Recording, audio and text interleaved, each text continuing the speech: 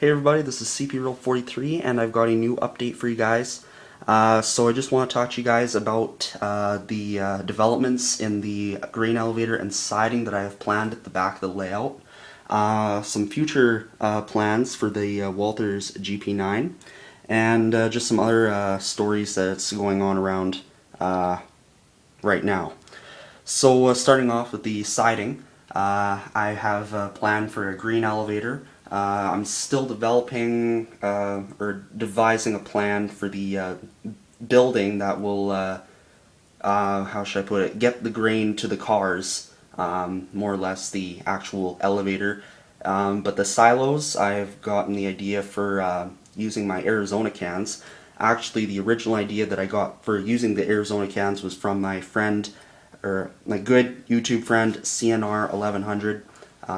He actually gave me the idea that would work for this. Not like this typical design that I plan on doing. This is a custom design that I've had in mind. But the idea of using the Arizona cans, that was his idea.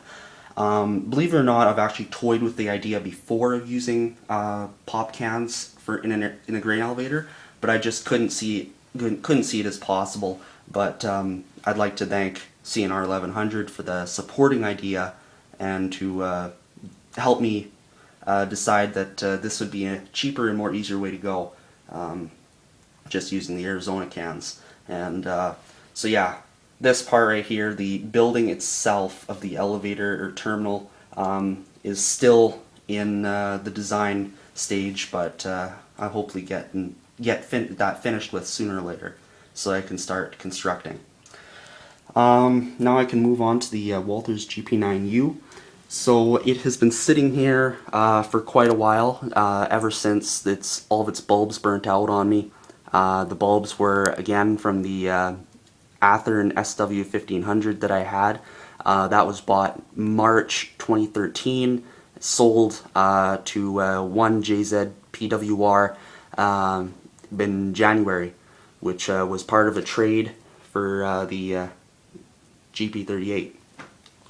So it's been sitting here ever since the bulbs went out, and it's just been collecting dust pretty much. But my plans is because I have details on order for it along with my other engines, is I'm thinking in order to fix my little imperfections that I did in the detailing, to just strip the paint off of it, and hopefully I will get into deckling sooner or later. I already have the candy apple red paint that I picked up in Calgary last time, and just go on from there pretty much.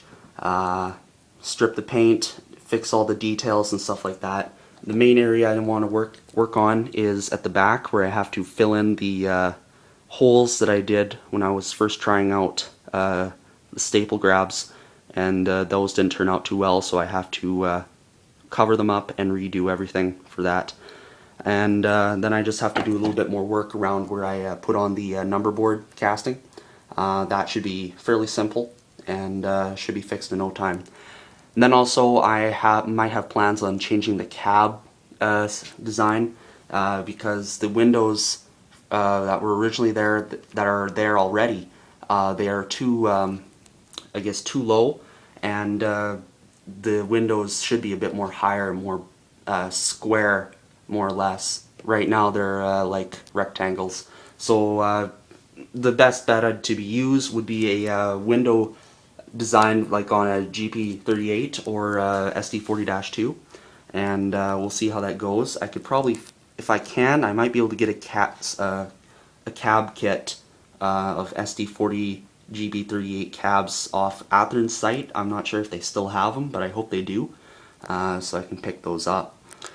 What else do I have to talk to you guys about? Oh right, the halftime show.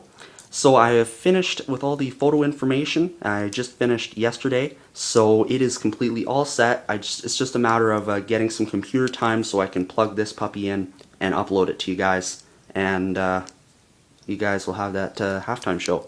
So really excited to get that out to you. It can be any day now, so get ready.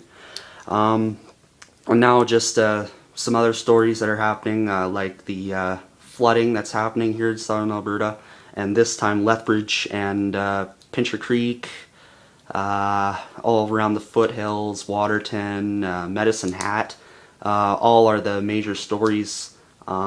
Anybody that's around the Old Man River pretty much is under high alert of flood watch and stuff like that. Yesterday we've been told like numerous times that we were supposed to get flood levels that were similar to the 1995 floods that were apparently called flood of the century. So and let me tell you, that was pretty high because I wasn't around then, but my family has saved videos that were made up after the flood, and that showed footage and stuff like that, and that was just terrible. The flood, that was a horrible flood. Many things were damaged. So you have to look out for Paradise Canyon, which is actually just south of me.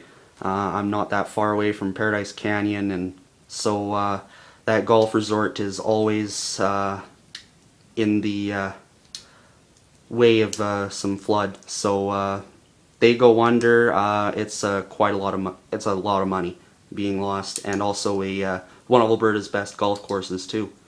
So we'll keep watch on that, and hopefully we don't hit flood levels like that, because that would be just horrible, and we don't want to see that. And the funny thing is, this is all happening just when we were starting to talk about the 1-year anniversary of the Alberta floods that happened in Calgary and High River.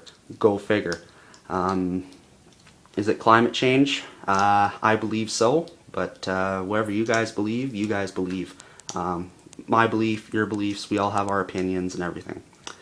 So it's pretty much it, everything I've had to talk to you guys about, and that's what's happening. Really looking forward to getting that green elevator finished, along with the siding. So until next time, I guess, this is CPR43, and good luck.